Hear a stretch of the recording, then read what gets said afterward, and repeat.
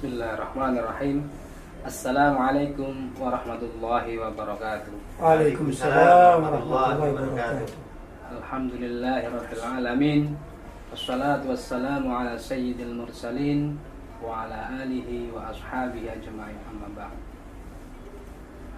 Para yang kami muliakan, Kiai Haji Lutfi Basori,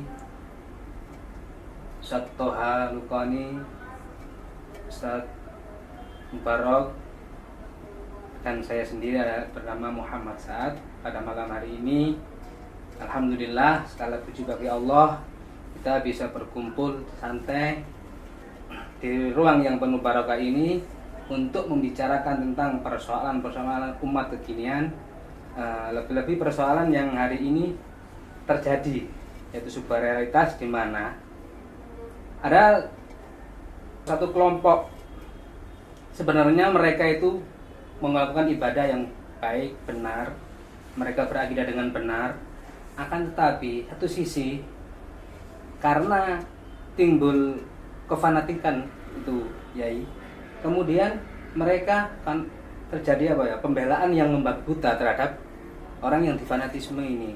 Ini bagaimana solusinya, Yai? Terima kasih. Mudah-mudahan pertemuan kita ini dibarokai oleh Allah SWT. Amin. Ya, ikhwan, yang ditanyakan pada saya tentang orang yang ahli ibadah kemudian fanatik pada seseorang, yang difanatiki ini bukan orang baik, begitu maksudnya? Betul. Ya, kalau kita melihat fenomena ini memang ironis ya. Kadang orang kafir difanatiki gitu. Bisa juga. Apa itu juga pemain bola misalnya ya. Di sisi lain ada orang ini ahli ibadah, begitu ya? Iya. Ahli ibadah, bahkan juga mempunyai ilmu. Tapi di sisi lain kalau ada satu tokoh yang difigurkan oleh masyarakat, dia ikut membabi buta, mencintainya, kan begitu ya yang dimaksudkan. Iya. Ya, kalau fanatik itu yang semestinya atau asobiyah ya, dalam bahasa Arabnya asobiyah itu yang benar adalah pada syariat. Pada syariat yaitu kepada siapa yang membuat syariat, kan begitu. Yang membuat syariat adalah Allah dan Rasulnya. Ini yang mesti boleh kita ini fanatik kepada Allah dan Rasulullah SAW. Begitu. Boleh juga kita ini fanatik kepada orang yang mengajak pada kebaikan. Tujuannya adalah untuk ittiba. Misalnya di dalam sabda Nabi Muhammad SAW, ashabikan nujum bi ayyihi muqtadaitum ihtadaitum. Nabi bersabda, ashabikan nujum, bahwa sahabat-sahabatku itu ibarat bintang-bintang di langit.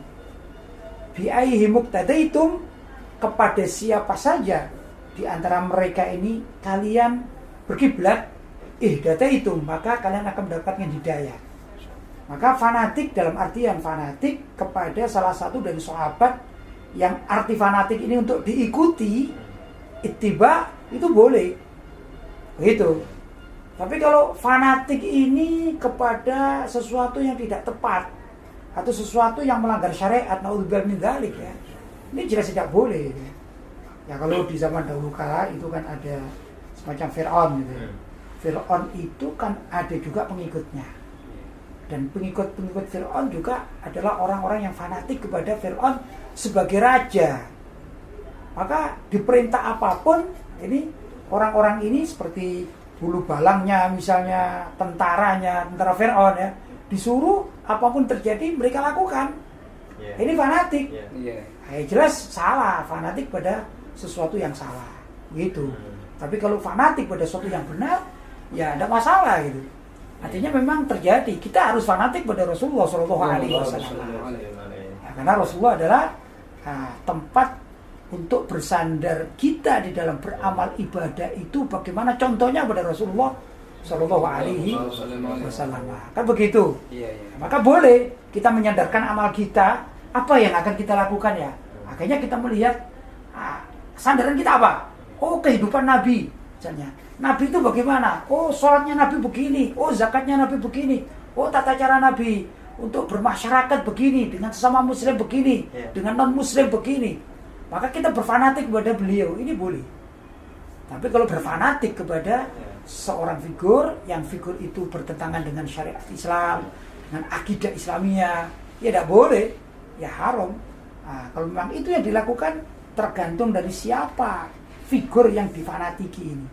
Kalau figur itu termasuk orang yang di luar Islam atau orang kafir, ya dikatakan yuhsyarul mar'u ma'aman ahab, ya besok di akhirat itu orang itu akan dikelompokkan dengan orang yang menjadi kekasihnya alias orang dicintainya, termasuk yang difanatikinya, gitu ya.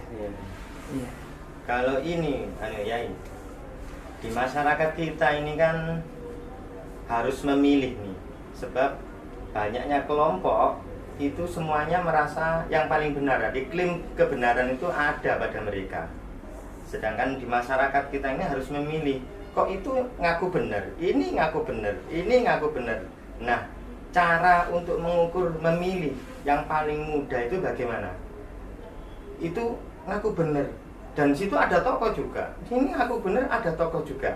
Nah, ini paling mudah untuk memilih. Itu kira-kira gimana ya? Ya begini, kalau untuk masalah pilihan itu ya, pertama pilihan itu kalau kepada suatu tokoh ya, misalnya tokoh ya bukan hanya satu ya, tokoh-tokoh mana itu pertama tokoh yang berkiblat kepada Al-Quran itu satu, juga berkiblat kepada Al-Hadits. Jadi tokoh ini, satu tokoh ini ya, misalnya A gitu ya, A ini kita bisa menjadikan beliau itu sebagai panutan, bahkan kita fanatik kepada beliau bila mana Bapak A ini secara kehidupannya berkiblat kepada Al-Quran, itu satu. Dan Bapak A ini juga berkiblat kepada hadis-hadis Rasulullah SAW. Yang ketiga berkiblat kepada para sahabat radhiyallahu ta'ala anhum. Yang mana para sahabat ini termasuk dari kelompok ulama-ulama yang di dalam kaidah keislaman dikatakan termasuk dari generasi salaf, para ulama salaf.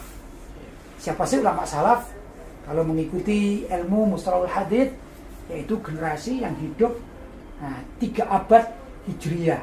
Nah, berarti 100 tahun pertama, 100 tahun kedua, dan 100 tahun ketiga. Itu kalau mengikuti ulama atau definisi mustalahul hadits, ilmu tentang periwayatan hadis macam itu. Maka salaf adalah generasi itu.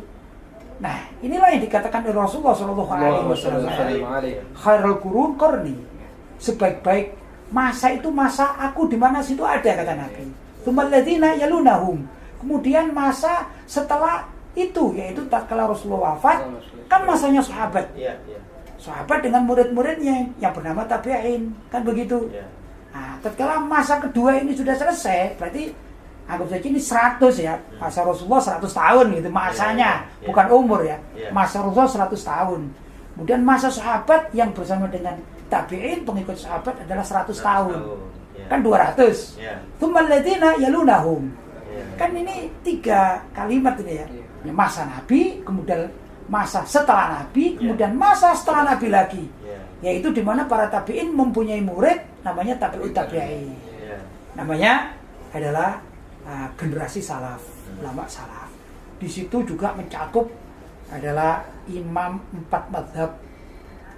Di antara lain yaitu Imam Hanafi, Imam Maliki, Imam Syafi'i, dan Imam Hambali. Itu kan ya unda-unde lah gitu ya, dari sini kanan kiri gitu ya, sekitar-sekitar itu. Ini adalah generasi keemasan Islam.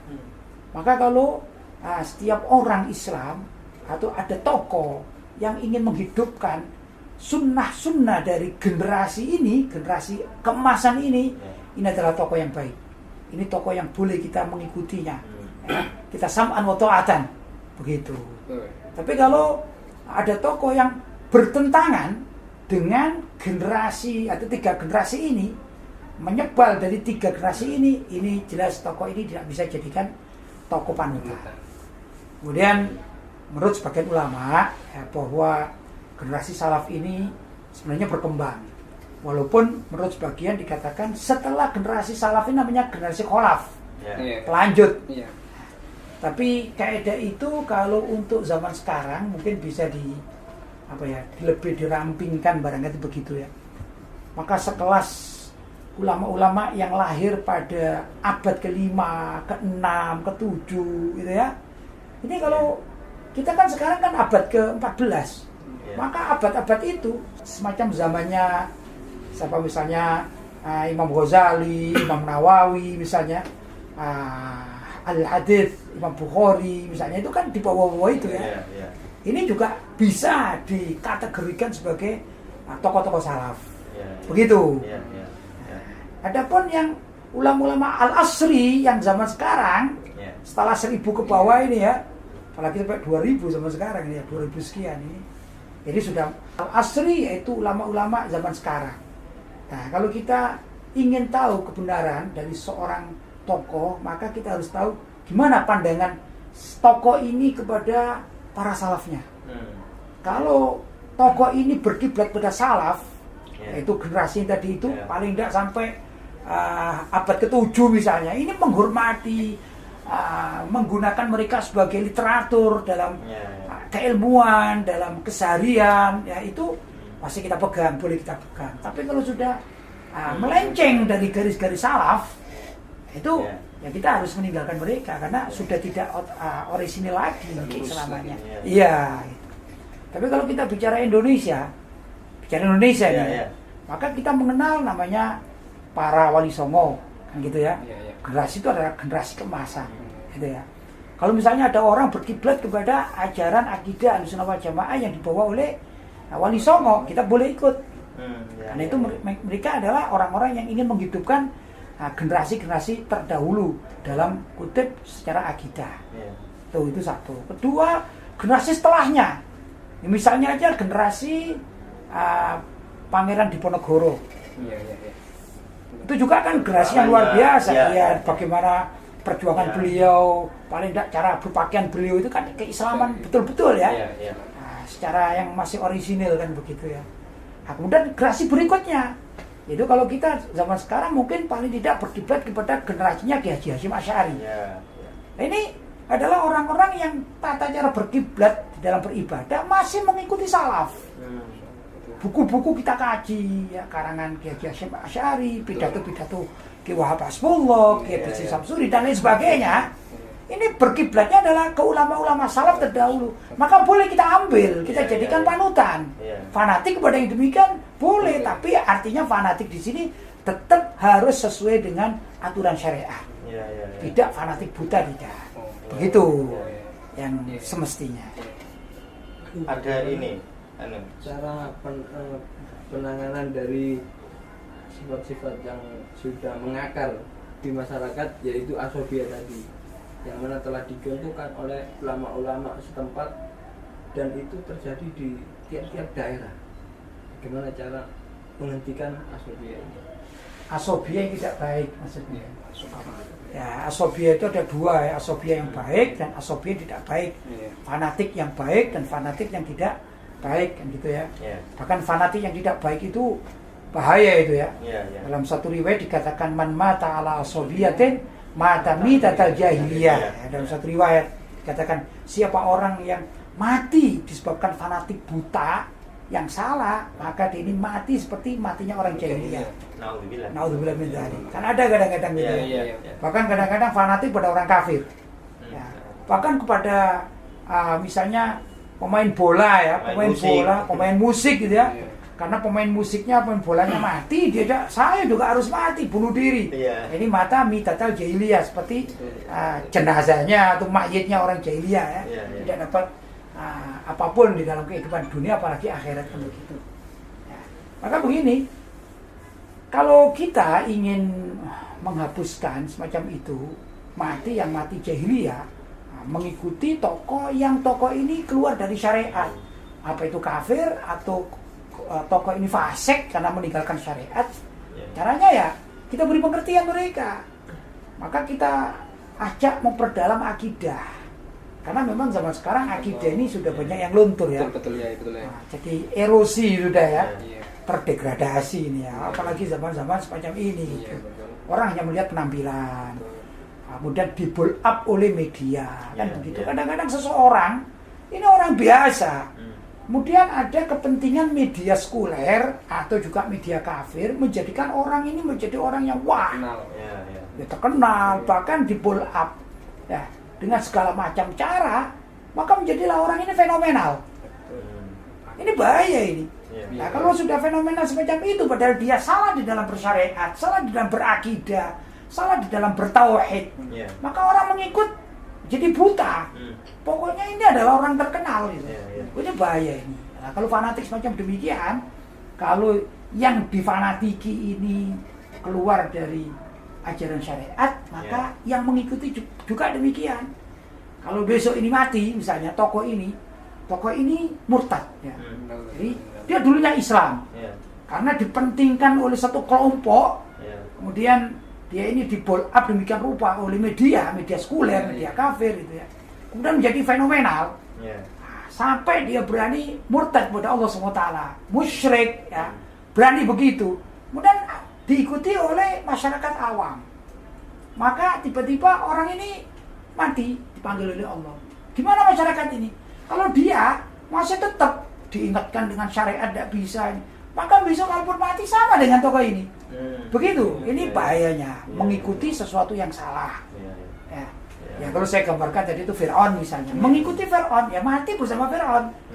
Mengikuti Haman mati bersama Haman. Kalau ada orang misalnya cinta benar sama Abu Lahab, Abu Jahal, sampai dikatakan ini adalah tokoh yang harus dianut, maka tatkala mati juga akan dikumpulkan dengan Abu Lahab dan Abu Jahal, demikian dan seterusnya. Naudzubillah min dzalik, itu yang terjadi.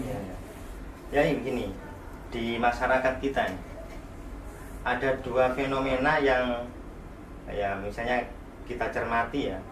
Yang pertama fenomenanya adalah ketika seseorang itu dibenturkan dengan tokoh, kemudian ada yang seolah-olah itu membatasi diri.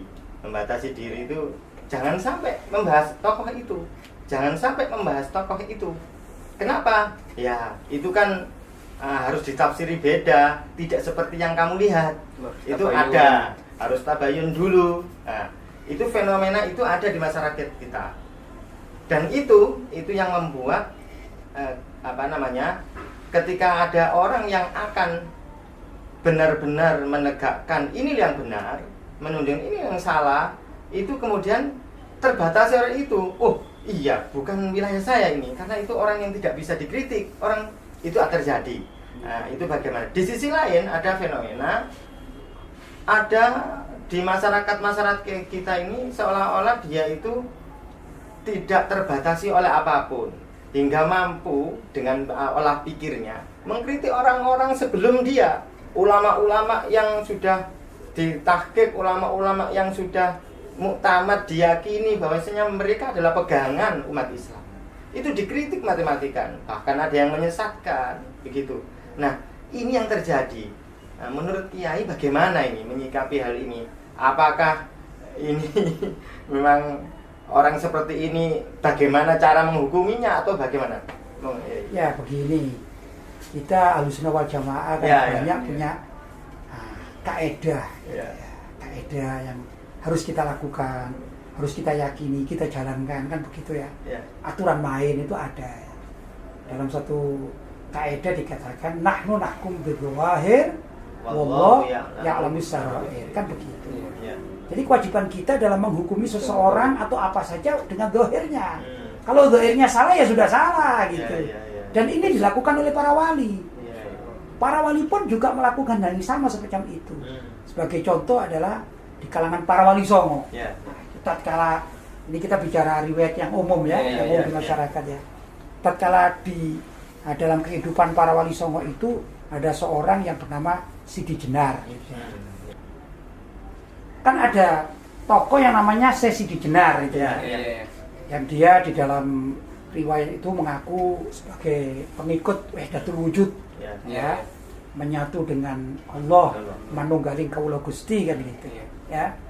Ya, kalau dalam bahasa pembahasan itu mengatakan Allah, aku adalah Allah, semacam itu ya. Itu oleh para wali songo dihukum secara zahir. Bahwa zahirnya kamu murtad, zahirnya kamu keluar dari Islam, maka kamu harus dihukum dibunuh. Iya. Maka ada namanya fatwa mati Iya, untuk si dijenan. Itu adalah satu kaidah. Itu yang dilakukan oleh Wali Songo. Iya. Dan kita Ahlussunnah wal Jamaah ya. Iya. Kalau ziarah wali itu di Indonesia siapa? Maksudnya ziarah Siti Jenar kan tidak. Iya. Ziarah Wali Songo. Iya. Artinya itulah yang harus diterapkan. Hmm. Jadi kalau ada orang yang salah secara dohir, ya sudah dihukum secara dohir. Iya. Urusan dia dengan Allah itu urusan yang lain. Kita menghukumi dohir. Iya. Begitu. Iya. Itu mestinya demikian. Iya. Dan itu yang dianut oleh para ulama-ulama salaf terdahulu. Iya.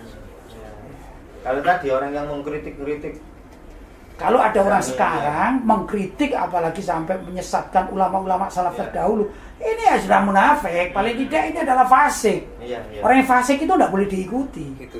Iya. Gitu ya. Jadi kan apalagi mengkritik sahabat, mengkritik para tabi'in, itu orang-orang sudah mendapatkan kedudukan di sisi Allah SWT. Ini orang kemarin sore kadang-kadang Iya, mengkritik ulama terdahulu, mengkritik Imam Ghazali, mengkritik ini siapa dia ini? Ini orang fasik. Iya. Kalau orang fasik ya tidak boleh diikuti, tidak boleh jadikan panutan, begitu. Iya. Meskipun dia mempunyai posisi peran penting di masyarakat, posisi tinggi, maka nggak bisa diikuti. Nah, masyarakat posisinya ini kan posisi kedudukan di dunia. Iya.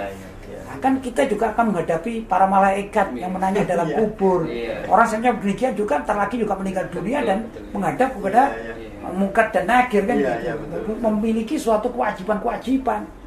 Maka di sana letaknya. Maka kita kalau ingin selamat ya kita harus mengikuti atau ulama-ulama yang merujuk kepada para ulama salaf terdahulu sebagaimana tadi saya terangkan. Tanya lagi ya. Masya Allah ya, Islam itu menjawab dengan gamblang. Semua persoalan dia diselesaikan. Sebagaimana tadi itu sepertinya seolah-olah rumit tapi mudah diselesaikan. Bagaimana agar bisa menghilangkan ta'assub yang Ahmad tadi, yang digembok-gembokkan tadi itu ternyata dengan kita menghukumi nahkum bil dhawahir, Wallah ya musaraih. itu bisa diketahui orang yang tanpa harus wah sedikit-sedikit wah tidak, istilahnya tidak negoro katanya gitu seperti itu. Namun persoalannya seperti ini sekarang Yai. Orang-orang seperti ini kalau saya melihat ya, seolah-olah di sini ada apa ya? Pengopinian gitu loh. Artinya hari ini kita melakukan perang pemikiran, ya kan? Media-media begitu banyak, ya. Sehingga orang yang kelihatan, yang jika dihukumi kita melalui kitab, ya, maka ketahuan. Namun di masyarakat hal itu menjadi tabu dan akhirnya kalah ini yang jadi sumber referensi ini, mengikuti ini. Nah ini bagaimana menghadapkan ke masyarakat, menunjukkan ini bagaimana ketika ini terjadi perang pemikiran seperti ini ya? Ya kalau menurut saya sampaikan kebenaran tidak bisa, kita harus tetap menyampaikan kebenaran. Apapun yang terjadi kebenaran itu harus diungkap. Ya walaupun menghadapi masyarakat awam yang berjuta-juta. Ya dulu zaman adanya mazhab Asy'ari dulu itu sebelumnya kan demikian. Di zaman setelah para sahabat, para tabi'in, para tabi'in itu kan kemudian ada faham-faham yang keluar dari Ahlussunnah wal Jamaah kan begitu ya, melenceng akhirnya datanglah seorang yang bernama Imam Abu Hasan al-Asy'ari menyampaikan kebenaran di kalangan orang-orang yang sesat. Nah, tapi apa yang dirasakan sekarang, kita di zaman sekarang sudah mendapatkan satu pokok pegangan, oh kita bernazam Asy'ari. Itu demikian. Maka tidak harus bagaimana sampaikan kebenaran gitu. Karena dengan menyampaikan kebenaran lama-lama juga yang batil akan hilang. Itulah barangkali demikian. Alhamdulillah diskusi pada malam hari ini kita mendapatkan banyak pelajaran yang bisa kita dapatkan dari Kiai Haji Lutfi Basori tentang persoalan umat Islam dengan solusinya dengan menggunakan referensi Al-Quran, hadis dan menggunakan kitab-kitab salafun saleh. Demikian acara diskusi santai kita. Mudah-mudahan bisa menjadi ilmu yang manfaat, barokah fid dini wad dunya wal akhirah. Ihdinas shiratal mustaqim. Assalamualaikum warahmatullahi wabarakatuh. Waalaikumsalam warahmatullahi wabarakatuh.